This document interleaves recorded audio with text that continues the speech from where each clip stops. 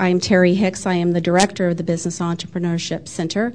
I am hosted by Kern Community College District, but yet I serve the entire Central Valley, which encompasses our 14 community colleges here.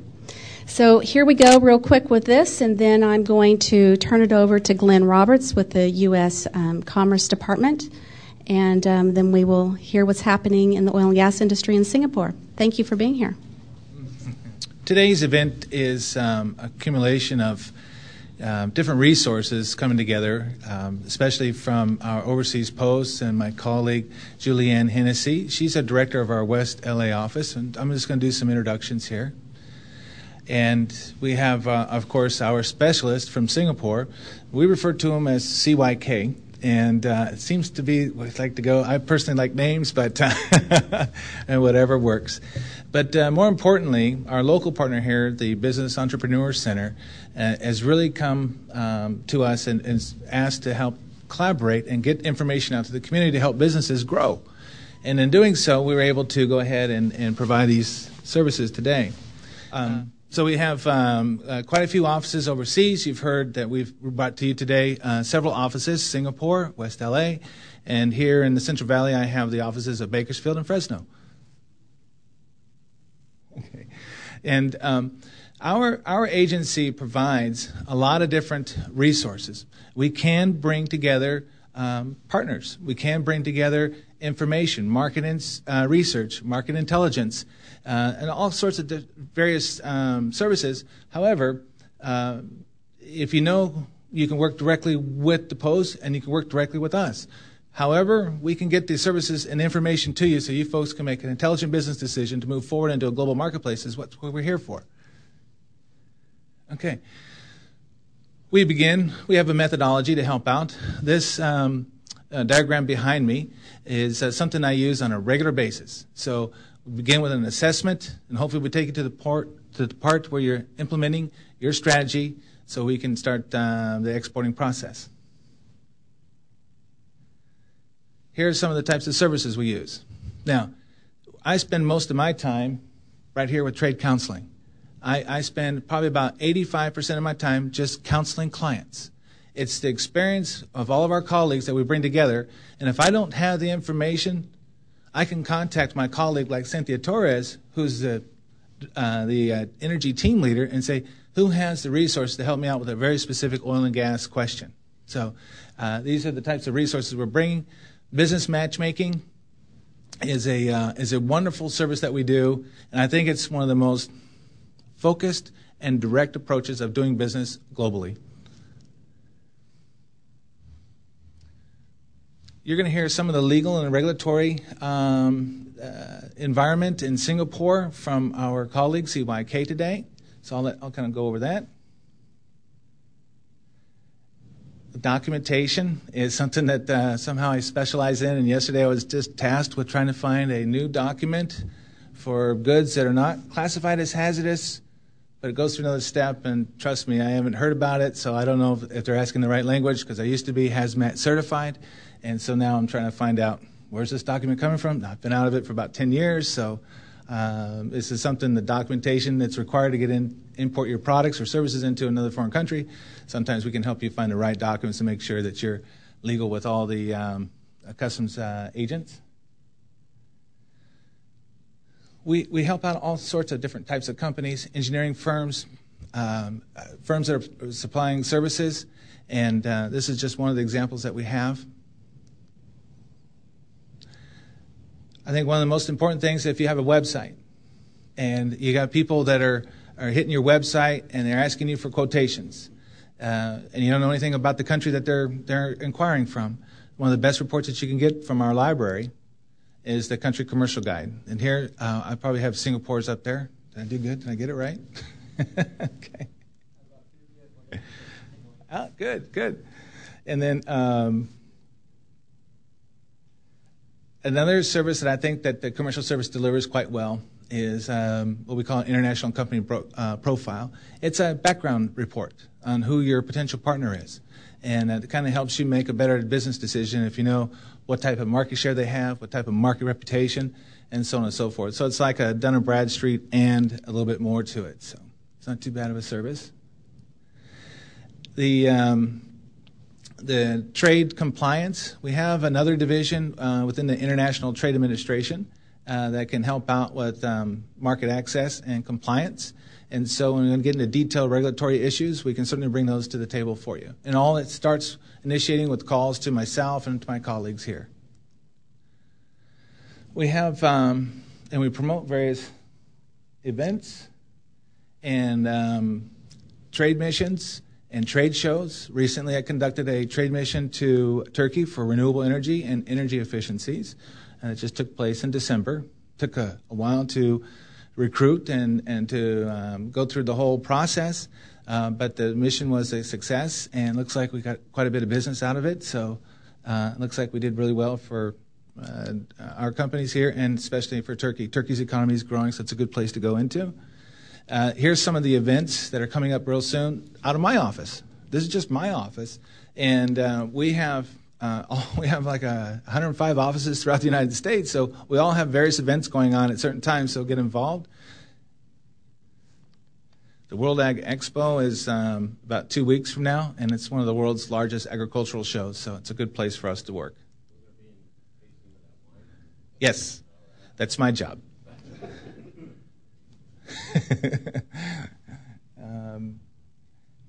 The trade shows, I think, are some of the most important places to be as we're trying to find new global marketplaces. And the reason is because the buyers show up at the trade shows looking for new sources, and what we try to do is try to help you minimize your time, use your time more efficiently, and prearrange some of those meetings as much as possible. Every show that we designate as an international buyer program, we call it IBP, we will have that type of matchmaking service there, because our embassies and consulates will go ahead, and CYK can mention a little later on, they will go out in the marketplace and recruit delegations to these type of shows. So we know they're coming, and we know what they're looking for. The trade shows also provide an opportunity to where, if you're going to a major show like an IVP, sometimes we have a USA Pavilion. And the USA Pavilion allows us to, the Department of Commerce, to buy a bulk space and then to sublease the smaller spaces to you folks, and it has a big USA banner over the top. So at a major show, you can be easily identified under the USA banner. So it's just something to consider, and we send that information out on a regular basis.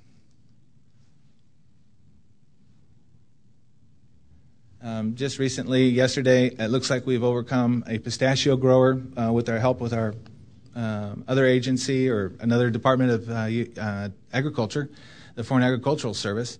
We were able to help a pistachio grower here locally to get their pistachios authorized to go back into Korea. So we do this sort of stuff all day long. Of course, everybody knows Caterpillar. Okay, it's easy to get a hold of me. Here are my numbers, and it's listed. Let me introduce our colleague from Singapore. You know, he's been quite a few years in the service, and recently he's on a trip through the U.S., and we were able to get him into Bakersfield for one day. He had just one day in Los Angeles, and we talked to everybody into bringing him up here. So we thank you for taking time out of your busy schedule to meet with us, and it's important for us to get to know you.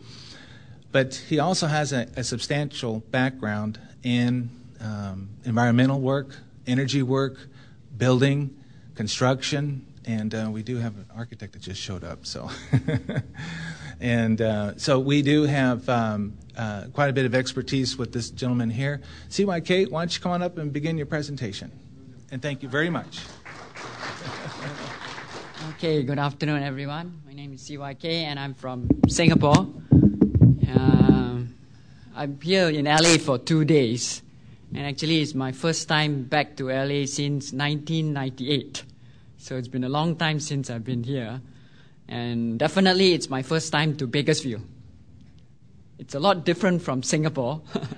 Okay, it took us about 2.5 hours to drive here, and I was telling Julianne along the way that if I drive 2.5 hours from Singapore, it's either in Malaysia or in Indonesia. Singapore is only 250 square miles, 20 miles long and 12 miles wide, but 5.1 million people. Another very big difference when I got into Bakersfield also is that I can't see any building more than 10 stories or 10 floors. Whereas in Singapore, it's like in Hong Kong or Manhattan where you have 80, 90 stories. Okay, I'll give you a brief history for those who have not known much about Singapore. It's in the center of Southeast Asia. So we're surrounded by Malaysia, Indonesia, Thailand, Vietnam, Philippines, Brunei, about 1,000 miles south of Vietnam, and about 6-7 hours flight south of Tokyo. As I said, Singapore is a very small island, 5.1 million people. Our GDP is, though it's quite good, it's about US 43,000. Per capita, average per capita income is also around 45,000 US dollars. So it's about the second highest after Japan in Asia, not too far behind the US as well. Things are a bit expensive there though. As I was telling some of my colleagues, the brand new Honda Civic 1600cc, depending on the exchange rate, at today's rate, it'll be about US 70,000. That's 70, not 17, but 70. And the top of the range Mercedes-Benz can put you back about $250,000 US. Yeah, but that's what Singapore. It used to be a British colony. So a lot of the rules, regulations, the education system, the engineering system, and all that technical system, we follow the British standards. But for many industries, because Singapore is a hub for many industries, we adopt and incorporate standards and regulations from various parts of the world. So the US, for example, we follow a lot. For oil and gas industries, we follow the API standards. Environmental, we also follow the US. But for environmental, we also follow the Dutch and the Australians. So British, Dutch, Australia, the US have got a great influence as far as doing business is concerned. There are about currently between 7,500 to about 8,000 multinational companies based in Singapore, of which 1,500 to 1,600 companies are from the US. Many of them, 75% of them, have their Southeast Asia or Asia Pacific headquarters based in Singapore. So total American community in Singapore is about slightly more than 20,000. And the Singapore American School, I'm told, is one of the largest in the world, which is about 4,000 strong.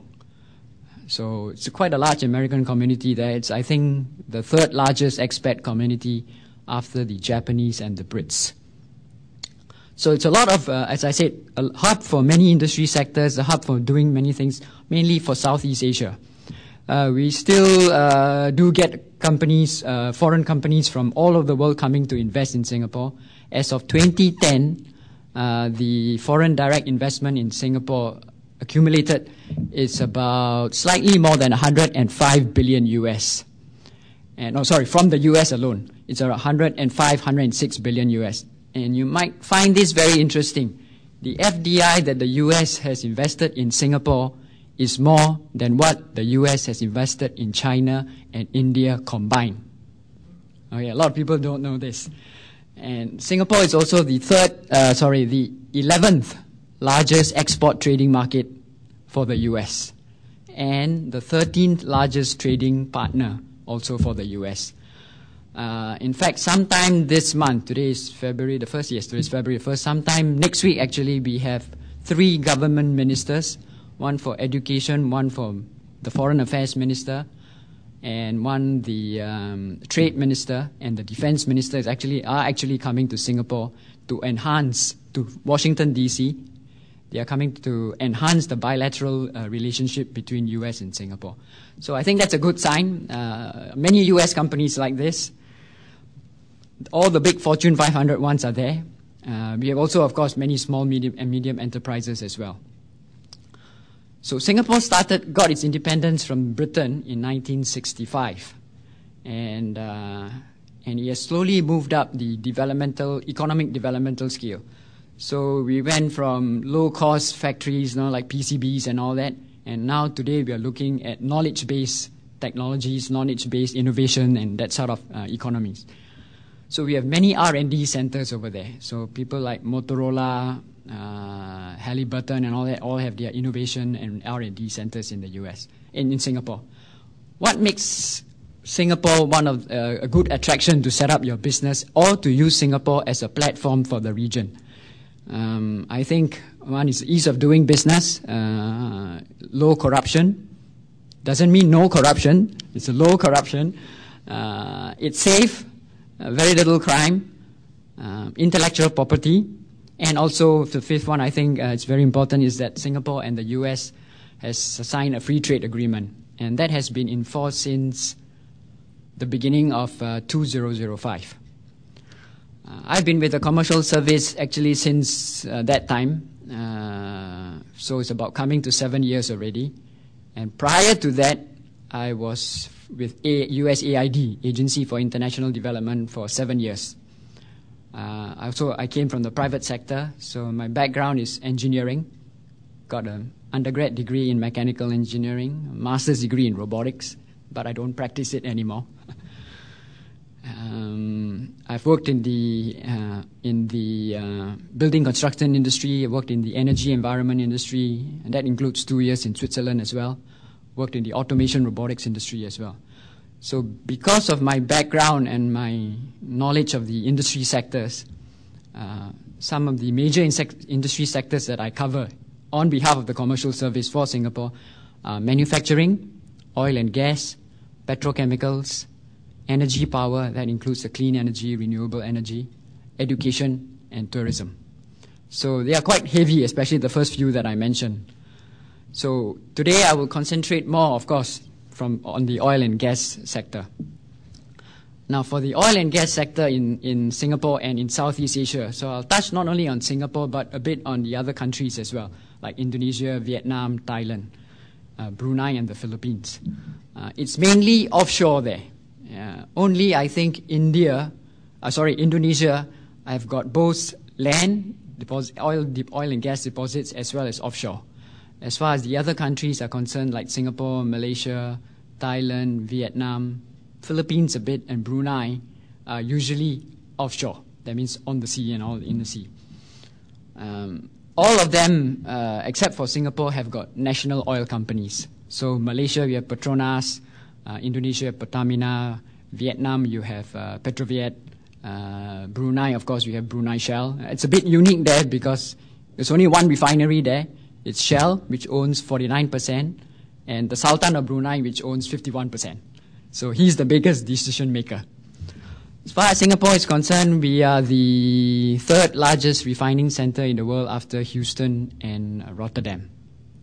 It's also the third largest oil trading center in the world after New York and London. So we also have one of the largest marine fuel bunkering locations in the world as well. So all the oil majors, as far as the refineries are concerned, are there. You know, like ExxonMobil, Chevron, Texaco, or Caltex in the what you call Caltex in the past, BP, Shell. Shell has its own island off the main island of Singapore, and they have a refinery there, and they're there for the past 100 years. Again, this is all the legacy from the British days. As far as offshore, again, all the big oil drilling companies are there. Noble Drilling, Transocean, they all have offices there. Again, there's nothing much that happens in Singapore except the refinery. But all the offshore drilling is done off the coast of Vietnam, in the South China Sea, off the coast of Brunei, off Borneo, off the Philippines, and all that. So a lot of these all big oil drilling companies and the supporting industries like Fluor Daniel, Jacobs Engineering, Halliburton, and all these Foster Wingline and all that, they are all located there, and they send their staff to do work all around the region. A lot of the maintenance work, the design work, financial decisions, of course, are made in Singapore that cover the whole region. Far as refining is concerned, oil refining, Singapore, again, as I mentioned, does not have any oil or gas deposits. What it does is basically take the oil, the crude oil from the Middle East, ships to Singapore, it's refined, and it gets sold throughout the region. As far north as Japan, it goes all the way down to Australia, goes to China, and all that. So I guess it's because of its sophisticatedness and its advanced technology and its skilled labor, Singapore has become a hub for the oil and gas industry. However, one more thing, back up. 80% of the power generation, of the electricity generation in Singapore comes from natural gas, and 20% comes from oil. So Singapore imports a lot of natural gas from two countries at the moment, from both Malaysia and Indonesia. And as you know, neighboring countries have always got political unhappiness, hiccups here and there, arguments here and there. So Singapore is looking to diversify. One thing they're looking at is they've started to build a LNG terminal, liquefied natural gas terminal. It's currently in progress. It's supposed to be operational second half of 2013. Also, Singapore has started to build the first phase of underground rock caverns, and this is for oil storage. They're actually doing underground rock caverns as well for ammunition and as well as for water storage. You might be interested to know that 50% of Singapore's daily water consumption is imported. It has been so for, again, since the British days again. In fact, during World War II, when the Japanese came down the coast, the peninsula in Malaysia, they just shut off the water tap in Malaysia because our water tap is in Malaysia, and so the British forces surrendered. So, but Singapore has decided to go into new water. They have decided to build desalination plants and all that, and hopefully by 2050, Singapore will be more self-sufficient. Another thing that Singapore is looking at also is thinking of building nuclear power station. Now, after what happened in Japan, Malaysia and Thailand decided to reconsider. In fact, before the earthquake in Japan, Malaysia, Thailand, Indonesia, and Vietnam all said they are going to build nuclear power station. Again, this is for energy self-sufficiency. But after that, Malaysia and Thailand have decided to relook, but Indonesia and Vietnam have decided to proceed. As far as Singapore is concerned, they are thinking about it. They are conducting a feasibility study. And I asked the authorities, you're only so small, nobody wants it in their backyard and all that, how are you going to locate one? So they said, well, one possibility is to look at mini reactors, locate them offshore or locate them underground. So that's again something down the future that might be something that might be of opportunities for you all as well. So coming back to the oil and gas industry, we have many Singapore companies that are supporting the big companies like Transocean, Seadrill, the Exxons, the Shells, and all that. And they are always on the lookout for new innovative technology to complement what they already have.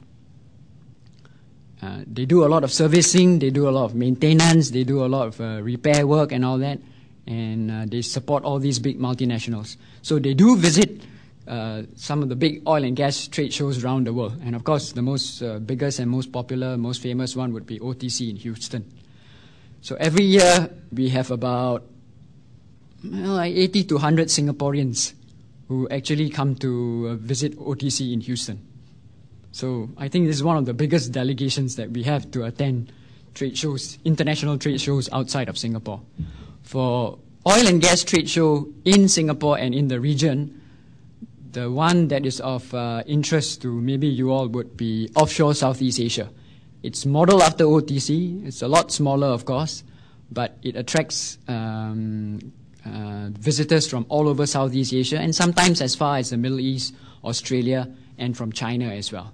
It's usually once every 2 years. It's usually either the end of November or the beginning of December. So that's something you might want to take note as well.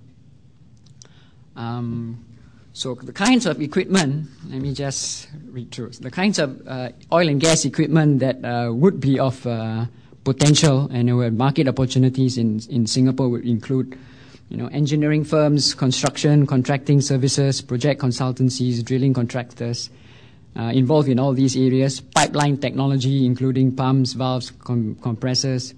If you've got expertise in hydrographic surveys, underwater inspection services, information systems, that would be also of interest. Supply of equipment for spares, both upstream and downstream, oil and gas, mechanical and electrical construction and all that, pollution as well, deep water application, that sort of thing. All field equipment would be drilling information system, drilling monitors, pressure gauges, and all these accessories. So these are the kind of equipment that and technology and products that Singapore companies are looking for. And the best way, as you all know, to market your products in Singapore and throughout the region would be to appoint agent, distributor, look for joint venture partners. And that's something which, as Glenn was saying, where we can help you. Yeah, Glenn can do the counseling over here, and I will do the matchmaking back out in Southeast Asia. I have got a little booklet here which says Gateway to Southeast Asia. You find it. I've left it in front right over here, so you can pick up a copy. If you feel interested, please feel free to pick up one. I'm happy to also give you my name card, business card, so if you have any questions, feel free to ask me, drop me a line if you want to visit Singapore. One more thing I have to tell you is that Singapore also accounts for 70% of the world's offshore oil rigs, especially the jackup rigs. And there are two companies that build this. One is Keppel and one is Sembcorp. Both are, again, from the British days, started from the British days. They're all Singapore-owned companies now. Keppel is the big one. They built the offshore oil rigs not only in Singapore but also in Baku, Azerbaijan, in Brazil, and in I think Brownsville, Texas. And they have yards in all these places, and they have a share in a yard in all these foreign countries as well. But most of the work is done in Singapore. So Keppel and Sembcorp, as I said, account for 70% of the world's offshore oil rig, jackup rigs. They also account apparently for 70% of the world's conversion of FPSO, floating production, storage, and operation conversions as well. So generally, the oil and gas industry is very strong. It's become the hub for Southeast Asia. Definitely, what goes on in Brunei, in Indonesia, in Malaysia, Thailand, and Vietnam also helps to make Singapore a hub. And this is something which the Singapore government will maintain because it contributes a significant percentage to the economic growth every year. And so they don't want to see anything wrong with that with this. I was telling Julianne and Cynthia yesterday that last year we had a big fire at the Shell refinery in Singapore, and it was serious enough for the Singapore Prime Minister to step in and ask what went wrong, how can we make sure that this doesn't happen again, and all this. So safety is also very important and all that. And as I said, the Singapore government doesn't want anything to have any impact on this industry. Other industries that, again, for interest for you all, that are important for the Singapore economy would be life sciences, biotech, pharmaceutical. All the big pharmaceutical companies have got facilities in Singapore. Merck Sharp and Dohme, Glaxo, Pfizer, and all that. They all have Eli Lilly. They all have plants in Singapore. Telecommunications is also big. Environmental pollution control is also very important. As I said, Singapore is only 250 square miles. Can't have any environmental disaster anywhere because we got nowhere to evacuate to. All right, we have to ask Indonesia and Malaysia for help. So that's also important. Hospitality and tourism is also coming to be very big. I don't know whether you all know, but we just opened 2 integrated resort cum casinos. One was built by Marina Bay Sands, and one which is Las Vegas Sands, and the other one is a joint venture between Malaysia and Universal Studios out of LA. Only 18 months in operation, but apparently the forecast is that sometime this year, the revenue earned by those 2 integrated resort cum casinos is going to equal the entire strip of Las Vegas. So, again, lots of people coming from all over the world, not only to do business in Singapore, but as a result of what's going on, they also stay on for tourism and hospitality stuff. What else is big? Aviation and aerospace. that's also very big as well. It requires a lot of precision engineering and all this. We have the big Singapore Air Show that's going to be in 2 weeks' time. Unfortunately, there's not going to be any wine tasting there. Yeah, okay. But again, all the big ones there, Raytheon, Lockheed, Boeing, Airbus, they're all going to be there. And so that's why at the end of next week, I have to, rush back. I can't stay on here for any R&R. You got to go back and help them out, help my office colleagues out. Let's see what else would be big. Energy. Energy we have the Singapore International Energy Week. Again, this is a kind of offshoot from the oil and gas industry. So it's looking at things like sustainable energy practices, energy efficiency, energy conservation, and all this. Singapore, as you know, as I said, very small energy consumption is very high. And again, all the energy sources we have to import and all that. So Singapore has launched what is known as Singapore International Energy Week. It's the usually first week in November. And this year is going to be the third or fourth year in the running.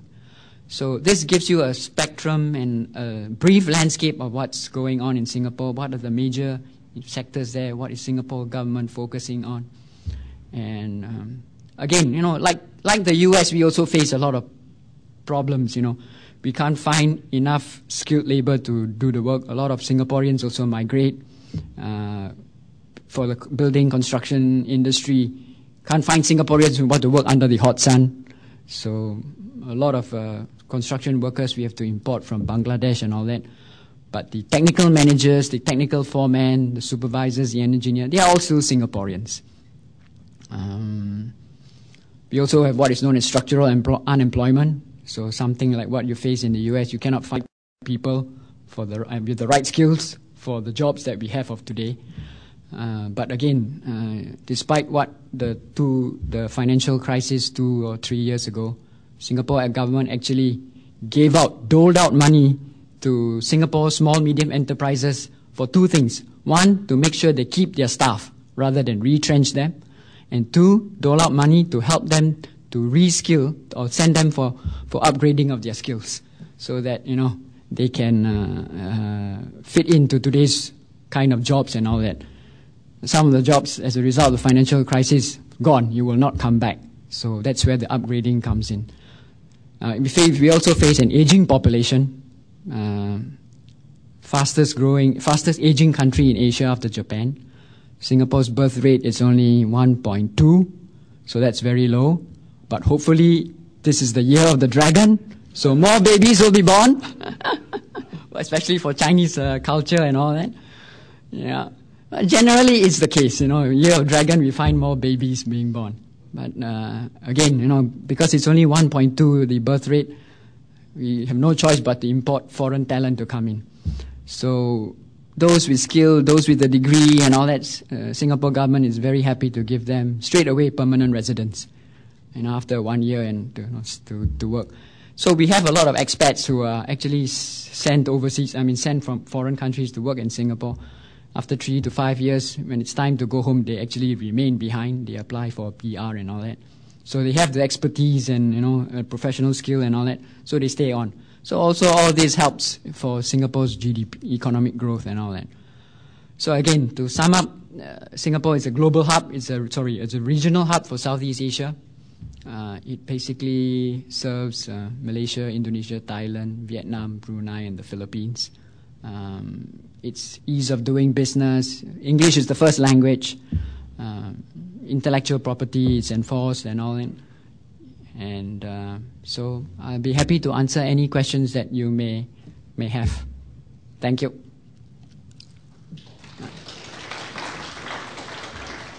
Thank you, CYK, for making the trip down here to Bakersfield. But let me tell you a little bit about the Business Entrepreneurship Center. That we are part of the Economic and Workforce Development Initiative from the state. And one of our missions is to bring programs like this to industry.